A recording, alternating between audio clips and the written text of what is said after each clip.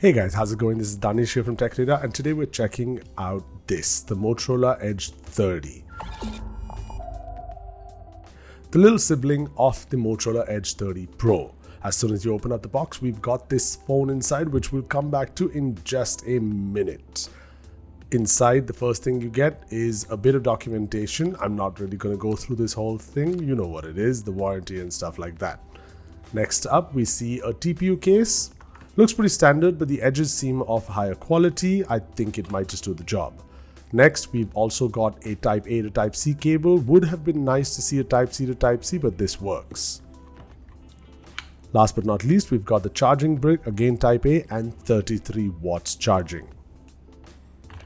Alright, now let's get to the phone. As soon as you pick it up, it's got this nice back and it is super slim. I mean, look at this, guys. That is really, really slim and I'm very impressed.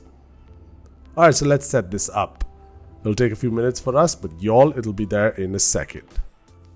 Alright, so here we have the phone, and as you can see, you can clearly see that this is your typical Motorola operating system. You've got all these hand gestures, a vanilla looking OS. I mean, I've always loved these gestures. I mean, this one for the camera is my favorite. I cannot tell you how many times it has helped me open up the camera really quickly.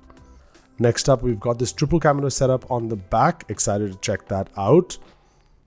And in the OS, if you go to see, like we mentioned earlier, it is pretty much vanilla Android. We really like it. So this one is Android 12 and it's pretty nice. It's pretty simple, pretty sleek and easy to use. We'll have the full review of the device up on techradar.com. Don't forget to check that out. Most importantly of all, don't forget to like and subscribe and let us know what you think of this device. Thanks for watching and we'll see you at the next one.